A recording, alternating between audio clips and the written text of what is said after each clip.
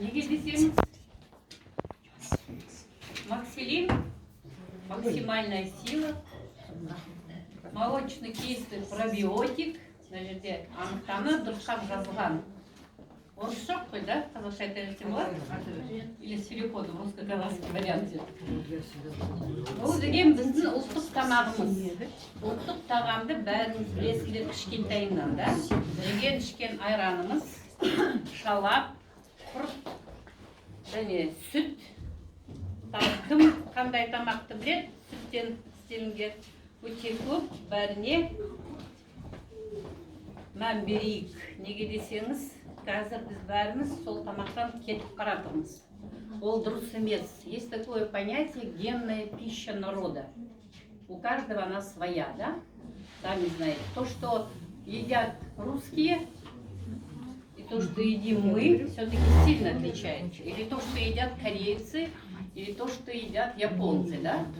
Нюанс всегда в таком выражении. Немножечко он коробит людей, но все-таки скажу. Какой у вас стол, такой у вас и стул. Поняли, да? И тема запоров, тема проблемного желудка на сегодня очень актуальна даже у наших детей. Продукт мы начинаем потреблять молочный именно с первых дней. То есть этот Максилин знаменит тем, он действительно будет легендой, и вы первые из тех людей, наши казахи, наши казахстанцы, потому что такова была идея наших молодых учредителей. Это патриоты нашей Родины, 4 жігіт, 5 жігіт, қазақтың жігіті, которые решили бірінші қазақтың дамын білсін, жесін, ішін емделсін, сонан шет елге шығатын тамақ. Молочно-кислый пробиотик с живой бактерией. То есть та бактерия, которая поселяется в матке женщины, овцы, коровы, лошади, неважно, все живородящие эту бактерию живую имеют. И вот этой бактерией наш Максилин оснащен. После презентации новички можете попробовать. Пройдите дегустацию, вам понравится, я думаю. Почему? Потому что на вкус это кумыс или разведенный курт. Как он называется? Шалап. Нет, разведенный курт. Сүзбе. Біз айранға су қосып шалап істейміз, иә? Және құртты қайнатып, неге қосамыз, сорпаға қосамыз. Не үшін? Қазіргі кісілер еттің артынан минеральный су ішкен және суық ішкен. Суық суды былай да ішуге болмайды, білесіңдер, да? А олар етті жеп, және бешбармак, не просто бешбармак, бешбармак из баранины. Өздерінде білесіңдер, да? Ол былай да уже етіп баратады, қатып баратады, да? Оған су қосылса не болады? Заворот кишков болады. Соған қазақтар әрқашанда сорпаға, ыстық сорпаға сүзбе қосқан не үшін? Неге десеңіз, біздің асқазанымыз солай жұмыс істейді, оны білу керек. Почему? Потому что тема здоровья, она уникальна в том плане, что Аллах Тағала, нас создавая, Бог наш создавая, да,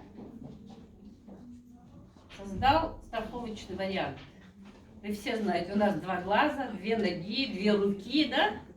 У нас 2 желудка. Кто знает, где второй желудок? Никто не знает, да, не думает. У нас 2 печени, да? Бауыр бар, және қандай тағы бір бауыр бар? Селезенка. Көп бауыр бар, селезенка. Вот молодцы, уже многие поняли это, да? И у нас 2 желудка. Первый желудок, тот, к которому мы привыкли, да? Пища идет из пищевода в наш первый желудок. Вот он. Вот такую форму имеет, да? Вот тут переходник будет. Здесь наш желудок оснащен соляной кислотой. То есть кусок мяса во время еды, которую вы проглотили, будет обрабатываться в первом желудке солью. Что такое соль? Все знаете, да? Казахская еда с солью обильно снабжена, так ведь? Масло соленое? Соленое, в обязательном порядке, да? құртта тұздалады, етта тұздалады. Не кушаем мы мясо не соленое. Почему? Потому что соль антисептик, природный. Соль это королева специй. То, что мы знаем тоже с детства, да? Но вот сюда вы добавляете холодную воду. Что будет делать желудок? Кто вот утром пьет воду? Поднимите, пожалуйста, руку. Молодцы. Кто пьет теплую воду? Супер. Почему? Еще мелкими глоточками, да, как говорил пророк Пайгамбар. 3 глоточка, да, вы должны разбить 1 глоточек. И пить сидя, так ведь? Да. Для чего? У желудка есть вот такая вот малая кривизна. Вот большая кривизна, да? То есть вода, попадая из пищевода вот сюда, в малый желобок, должна уйти во второй желудок. И оттуда сразу уходит в тонкий кишечник. Там происходит что? Правильно. Там все всасывается. То есть все, что мы едим, пьем, всасывается не в желудке. Желудок перерабатывает этот кусок. Септик, соль работает, обрабатывает. И если у вас правильная концентрация желудочного сока, а это кто помнит pH какой? 5,5. 7,4. Вот этот момент самый основной. Если вам врачи ставят, что у вас 9 в желудке. нейтральный желудок, это у вас 7,0. А, 7. Это означает, что состав вашего желудочного сока никакой. Это начинаются проблемы по здоровью. Знаете, какой pH у ребенка в желудке? У грудничка. Мысалы, көресіңдер ғой осы жерде жүріп бәрін аузына салады, да? В этом возрасте мир познается через ротик. Все тащится в рот. pH 1,2. Это почти аккумуляторная кислота. Единственное в мире животное, на котором проводились опыты вплоть до вот такого, что черные холеры, тиф, онкология, все виды паразитов, которые есть, прививались к крокодилам. Специально опыты были. Он никогда ничем не болеет. pH желудка крокодила равен аккумуляторной кислоте. Кто знает, что это такое? Все водители, все прекрасно знаете, да? Вот что значит ваш правильный pH желудка. Что такое pH? Это водородный показатель жидкостных средств организма. Они разные, да? Есть pH кожи. Наш замечательный премиум класса комплект косметики, какой имеет pH? 5,5. То есть, когда вы покупаете, дорогие дамы, косметику, вы должны понимать, если на коробочке стоит pH 5,5 крема, покупайте. 5,5 имеет кожа. Водородный показатель кожи 5,5. Желудка должен быть, вот грудничок 1,2, ну, конечно, чем ниже, тем лучше, да, но у нас у взрослых мы что едим? Мы уже едим, что попало, да? Грудничок ест молоко, грудное. Я по ходу буду касаться обеих продуктов. В грудном молоке очень много чего. Вот этого. Состав грудного молока 96% эллергенина, белковой незаменимой аминокислоты. О чем это говорит? О том, что мы должны это получать естественно. То есть наша среда питания должна быть какой? Правильной, настоящей, органической. И наш второй продукт, эллергенин, позволяет вам не болеть. Почему? Эллергенин вырабатывается организмом после 12 лет. До 12 лет ребенок живет на запасе грудного молока. Представляете, что это такое? Грудное молоко женщины, кобылицы, там, овцы, неважно. Важно состав грудного молока. В мое детство, я хорошо помню, у нас было 3 коровы. Естественно, было много молозива. Мама его варила, солила. Холодильника уже не было, да? И забивала в кишку барана. Получалось, по сегодняшним понятиям, это был сыр. Он же молозив уже, оно загущается. Он и как сыр подавался на стол. Она его резала, могла делать сладкий, могла делать соленый. Для чего? Это тот же самый эллергенин, но в другом виде уже, да? Это тоже было блюдо. Это тоже были блюда нашей национальной кухни. Для чего? Потому что наш народ на этом выжил, на вот этом огромном пространстве холода, снега, да, ветра. Қазіргі тұрып жатқан кісілер Астанада немеден қорқады? Желден қорқады бірінші, иә? Аязға уже үйрендік. Жел деген адамды апарып кетеді. Элергинин – это сила, это энергия, это грудное молоко. Самые лучшие в мире иммуностимулирующие препараты сделаны именно на молозиве коров или женщины. Первые 3 дня особенно грудное молоко какое? Изумительное. Все, что Бог дал, а мы создание Божие по образу и подобию Диккенсона, все это Богом дано в молоке. И все это еще дополнено 4 маслами, да? 3 маслами, но 4 композиции сделаны. Черный тмин, знаете, да? Гвоздика, мята и черный тмин с гвоздикой. Черный тмин рекламировать не надо, да? Все вы знаете, состав черного тмина – это вся таблица Менделеева. При создании человека, говорят, использовал Бог 28 микроэлементов. Есть 7 базовых. 7 базовых, да? Везде есть цифра 7, знаете же? 7 дней недели, 7 цветов радуги, жета, кругом жета. Казахская цифра знаковая какая? Жета-ата, да? Соған қарағанда, мына жерде қара жира. Оған бәрі қосылған. Алладан қосылған. Керек пе ондай тамақ? Керек. По выражению Бориса Васильевича Болотова, это академик, знаменитый человек, его академик Сахаров приглашал в свою команду. Кто такой академик Сахаров? Тоже прекрасно знаете. Атомная бомба, создатель. Так вот, Борис Васильевич сказал, человека надо не лечить, человека надо правильно кормить. Так? Так, да? Что делали наши предки? Вот этот кусок мяса обрабатывался соляной кислотой и выдавливался вот сюда, где дорабатывался желчью. Что такое желчь? Щелочь, правда ведь? Это сильная щелочь. Вот этот термин, прошу вас всегда помнить, кислотно-щелочное равновесие. Баланс должен быть. Здесь желчь. Она сюда как попадает? Второй наш желудок. Она сюда попадает из печени по своим ходам. У нее есть резервуар. Как называется это? Желчный пузырь. Так ведь? Удалять его нельзя категорически. Те люди, которые идут добровольно на это удаление, потому что там камни, да? Я понимаю экстренный случай, деваться некуда, да? Воспалительный процесс, операция нужна. Но когда нет надобности, вы поработаете вот над этим механизмом, и вам не надо убирать то, что Бог дал.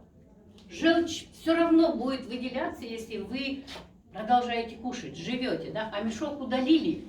Что такое желчь? Будет такой, да, сойганда, свирт сойганда көрміші, да? Бір жерге все, он жиялмайсың да. Роль желчи – это природный антибиотик, наш внутренний антибиотик. Он парализует любую инфекцию, он не дает им развиваться, расти, размножаться. То есть мясо обработалось солью и дорабатывается желчью. Состав желчи должен быть очень качественный, хороший. Камни из-за чего? Застой в желчном пузыре. Мало двигаемся, сидим много кушаем и не двигаемся, так ведь? Естественно, везде застой. В основной массе сейчас проблемы из-за чего? Из-за гиподинамии. Вы раньше видели толстых казахов? Или русских? Или корейцев? Не видели, не было этого, правда ведь? Потому что человек должен двигаться. У нас есть система выделительная, она называется лимфатическая система. Она работает только тогда, когда человек двигается, когда тело в движении. Обычно вы это ощущаете через что? Запах пота, правда? Под мышкой. Все, выделительная система в работе. Вы встали, она встала. А мы сидим, а мы лежим, правда ведь? Вот эти два продукта настолько сильно и четко выравнивают вот этот баланс. То есть сегодня в желудке должна быть соль. А желудок нейтральный. О чем речь? Нет того состава кислоты, который должен вам мясо это доработать. Любой продукт. Утром начинается пик работы желудка, да? Вы должны знать, у каждого органа внутри организма есть свой пик работы и пик отдыха, да? Так вот эти два механизма, два желудка, также имеют эти пики. Но они работают в антифазе. Это использовано в двигателях машин. Это интересно. Природа все предусмотрела. Ученые просто это подсмотрели. А кислота в желудке откуда берется? Вот хороший вопрос. Откуда берется здесь кислота? Да? Естественный, постоянный вопрос. Откуда в желудке может быть кислота? И вообще, что такое желудочный сок? Кто-нибудь думал? Вы знаете, что тут должен быть желудочный сок. Это кислота. Да. Это соляная кислота. Соляная кислота. Да. Раньше в аптеках, я знаю, потому что я ее пила, она продавалась. Так назывался желудочный сок. Знаете, какой ее состав? Вы не поверите. Серная кислота, соляная кислота, азотная кислота, уксус и вода. Ну да, пропорции. Там чайная ложка на все вот эти вот жидкостные среды, да, того, другого, третьего. То есть желудочный сок наш имеет определенные свойства. Это кислота. Любая кислота что? Это яд. Правда ведь? Но любая кислота в маленькой дозировке что? Лекарство. То есть природа это предусмотрела, и на сегодня мы знаем, механизм работы нашего желудка формируется из того, что мы едим и пьем. И если мы пьем максилин, простите, да, если у нас в руках максилин, мы что получаем? Мы получаем кислотную среду желудка. Мы ее формируем сами со своей едой. Человек есть то, что он ест. Помните? Помните, да? Мы с утра съели вот этот, допустим, я, например, сразу выпила бутылек. Сразу. Хотя, конечно, рекомендуется дозировка, да? 30 миллиграмм на полстакана воды. Или просто сам максилин, да? Все, в желудок пошла среда. Какая? Разная, да? И это будет способствовать выработке соляной кислоты самим желудком. Кто чистил желудок? Кто видел, знает? Сколько там всего? Как это называется? Книжка, правда ведь? Да.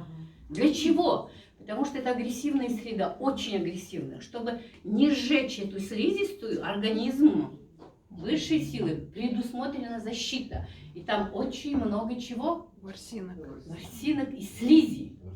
Вы будете мыть эту слизь, да, когда режется? Очень много. Я маленько всегда думала, откуда она берется? Вырабатывается защитный, предусмотренный Аллахом слой. Но вы ее выработали, она правильная. Кусок мяса доработался. И вот тут переходник, он называется привратник. Он должен закрыться. Он должен вытолкнуть мясо сюда. И здесь должна работать желчь. Так вот, если у вас нормальный прием еды, вот ладошка, у каждого своя ладошка, покажите вот свои ладошки. Видите, у всех они разные. Кто-то может 2 мои ладони позволить, а кто-то 1/3 часть. Вот размер вашего желудка – это размер вашей ладони. Все у нас предусмотрено Богом. И вам надо просто присматриваться к собственному телу. Вот это съели, обработалось, вытолкалось и закрылось. Если вы съели больше, оно закрываться не будет. И что будет делать организм? Отсюда соляная кислота будет сюда подтекать все время. Он же не закрыт. Везде стоит привратник. Вот тут тоже стоит привратник. Переход из пищевода. Вот тут щелочная среда. Во рту щелочная среда. Вода, щелочь тоже. Сама вода, сам по себе напиток, это щелочная среда. И если вы сегодня вот сюда неправильно налили воды холодной, желудок его дальше не пропустит. Он не пройдет вот этот поток воды по этой кривизне, да, и не уйдет сюда, в 12-перстный, оттуда дальше тонкий кишечник. Желудок будет ее греть. За счет чего? Вот вы говорите, заворот кишок. Из-за чего бывает? Желудок берет энергию из почек и печени. Печень, печка. Все слова имеют смысл. Просто к ним прислушивайтесь. И что это потом будет? Это будет время одно. Это будет вот этот сок желудочный. Разжижаться, правда ведь? Он не будет того состава. Он у вас и так маленький, да? Сезон еще суд косу вернулся. Не вот. Астана тұрып қалады иногда, даже такое бывает. Поэтому Небольшая культура у человека в голове должна быть автоматом. Нельзя пить холодную воду, хотя бы 40 градусов, хотя бы температура тела, да, 36,6. И это вам позволит помочь желудку обработать кусок еды, который с утра вы кушаете. А с утра вы должны кушать ряд кислотных продуктов. Это мясо, это яйцо, это еще что? Видите, на бутылке написано кисломолочная продукция. То есть наш максилин – это кисломолочный продукт, который вам позволит вот эту среду привести в порядок. А это масло соленое, сливочное, да? А это сметана утром. Моя трапеза утром, я очень много болела, завершалась всегда кусочком курта. Помните? После еды мама нам давала всегда кусочек курта. Для чего? Курт способствует выработке желудочного сока. Он стимулирует выработку. Его и так мало. Если кто-то знает имя Шамиля Алиутдинова, слышали, надеюсь, да? Молодцы. Знаменитый имам Хатыб Московской мемориальной мечети, который говорит, все проблемы поста у нас происходят тогда, когда вы много пьете во время еды. Нельзя пить во время еды. Концентрация желудочного сока готова к расщеплению куска мяса. Туда добавляется вода. Что делается? Еще и холодная, да? Начинается разжижение этих средств. Плюс желудок останавливается, он греет. Пить во время еды можно один единственный напиток. Запомните его, пожалуйста. Это чай казахский с молоком, но с солью. Кто пьет такой напиток? Знаете? Да. Все, кто пьют этот напиток, они всегда имеют хорошую кровь. Соль, конечно, подбирайте хорошую. Да, медики вам все будут говорить, соль это белый яд, да? Или смерть. Сахар это также, да, вот выражение. Но в какой-то момент вот надо понимать, что-то случилось в медицине нашей. Заклинило. Да. Перекос произошел, симптоматика лечится, понимаете, не причина болезни лечится. Вместо того, чтобы вылечить вот этот механизм, да, позволить желчи нормально выйти. Вот чем, знаете, еще опасно? Вот это не закрывается, да? Не открывается клапан Одди, сфинктер Одди. То есть не будет сюда выбрасываться желчь. Поняли меня, да? Если у вас в желудке перебор еды или много сладкого, вот это не закрывается, это сфинктер, привратник, и не будет открываться сфинктер Одди, желчь не будет выкидываться, а она продолжает вырабатываться. Печень-то ее вырабатывает. Вы этот механизм можете легко, ну вот просто на раз, два, три наладить вот этим. Плюс вы будете стройнеть, худеть. Я не хочу говорить слово худеть, да? Вы будете лучше выглядеть. У вас будет свежий цвет лица, потому что вот это основной двухтактовый механизм стимулирует максилин. Максимальная сила, в которой добавлена живая бактерия. Для чего? Бактерия, которая находится в матке женщины, для того, чтобы убрать любую инфекцию. Вы сами знаете, сегодня у нас мамочки очень слабенькие, да? Мне подруги, гинекологи, они вообще рыдают. Насколько опасно сегодня работать с молодыми роженицами. Во-первых, это все капризные, да, все по одной, да? Во-вторых, каждый думает о себе. В-третьих, сегодня одежда сформировала им фигуру, когда она стройная, узкая. Мужчина на какой женщине женится? На которой есть печать деторождения. Это широкий таз. Так ведь? Широкий таз природой предусмотрен для легких родов. И если эта девочка такая проблемная, в первую очередь мамы, бабушки, вот это ей надо пить. Это поможет хотя бы выносить здорового ребенка, потому что механизм здоровый.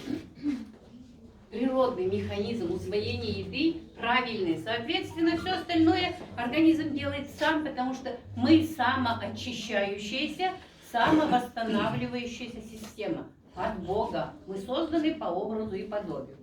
Ну а максилин вам в помощь. Пейте, ешьте, есть капсулированный. Продавайте, потому что это миссия. У этих ребят 5 учредителей, молодых, красивых, высокообразованных, которые пришли к этой мысли. Это патриоты нашей Родины, которые говорят, надо оздоровить нацию. Вы знаете, у нас был, по сути, геноцид народа, да? Сколько людей погибло во время Голодомора? Чем это не геноцид? Это осознанный был Голодомор, понимаете? специально созданы. Ну, а вот это позволит родить здоровое потомство, потому что живая бактерия, находящаяся в матке женщины, именно из нее выходит, усваивается, стимулирует все функции ребенка, женщины к правильному развитию, росту. Вы же знаете, да, первые, наверное, 9-10, ну даже 2 года организм ребенка развивается так, как потом он не будет развиваться. Он настолько изменяет вот этот кусок мяса, 3 килограмма в основной массе, да, превращается в 15 килограмм за какие-то 2, 3, 4 года. Какой рост? Фантастический. А живая бактерия стимулирует иммунную систему, возможность убрать проблему. Если жива, здоровая иммунная система, а это иммунитет именно в первую очередь, я не говорю, что там находится кальций автомат. Почему? Потому что это на молоке сделано. И исходя из этого, вам надо понять одну вещь. Будете себя стимулировать, у вас будет здоровье. Максилин позволяет это сделать быстро. Да, если вы хроники, если вы больные, вы это будете пить гораздо больше. Китайцы, когда лечат, они всегда говорят: за сколько лет болеете? Ну, 20 лет, да, ну хроники.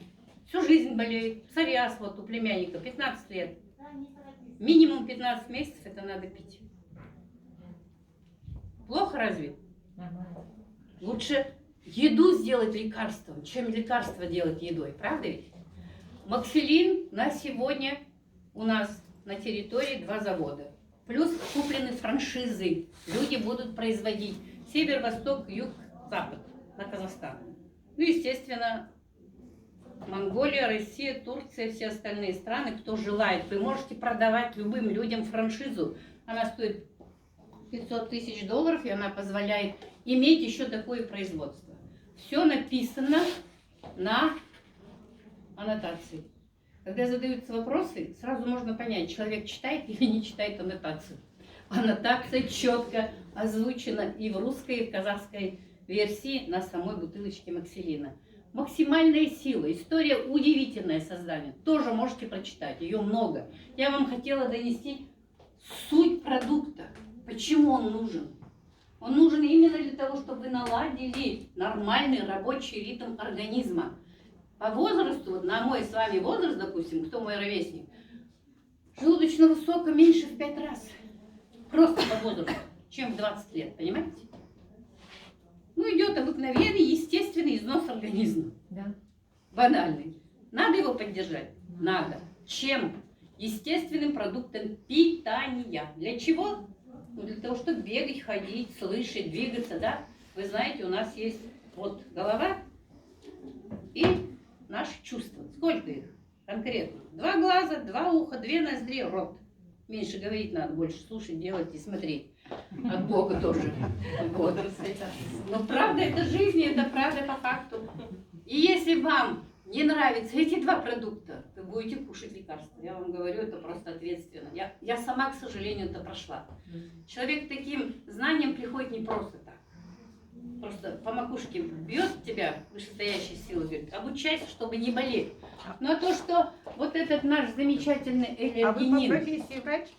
Нет, я бухгалтер, юрист. К сожалению, я должна была быть врачом.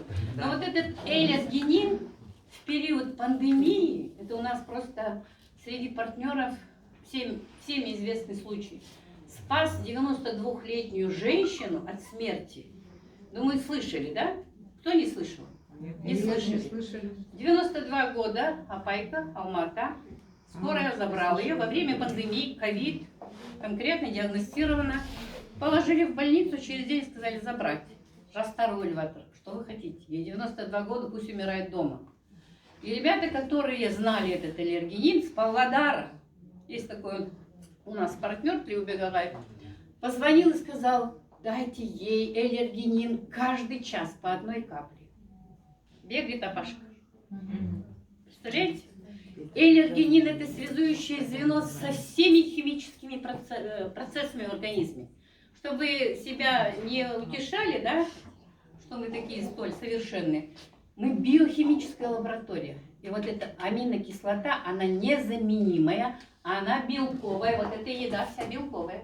Это белок. И это все можно 2-3 каплями, дополняя в организм, нося с собой. Бутылечек небольшой, гелевый, да? Плюс, кому какой вкус нравится. Ну, для рекомендаций. Мята нужна, она усиливает кровообращение. В основной массе, там, где появилась боль, если это не ушиб, не удар, вы должны понимать, там остановился кровоток. То есть организм сигнализирует, боль это друг. Вы должны понять, там, где больно, стоит кровь. Мята разгоняет кровообращение через всасывание. Вот тут под язычком есть лимфатические узлы, синенькие, видели, да? Вот под этот язычок 15 секунд, все в крови. Через желудок это нежелательно. Видите, какие агрессивные среды? Поняли меня, да? Соответственно, рассосали во рту, в кровоток получили, а если пандемия, а если боль, втерли, да, немножечко надо делать, увлажнить. Можно просто-напросто вагинально вводить, можно ректально вводить. Все виды хороши, лишь бы вам помогло, лишь бы вы не заболели. То, что это сегодня у нас на продаже, на товарообороте, я вам считаю, всем повезло, особенно новеньким. Сегодня об этом вам будет рассказывать по маркетингу. Вам, думаю, понравится. Не понравится, задавайте вопросы, оставайтесь, у вас есть спонсоры. Могу об этом рассказывать много, но время ограничено, поэтому все, я завершаю.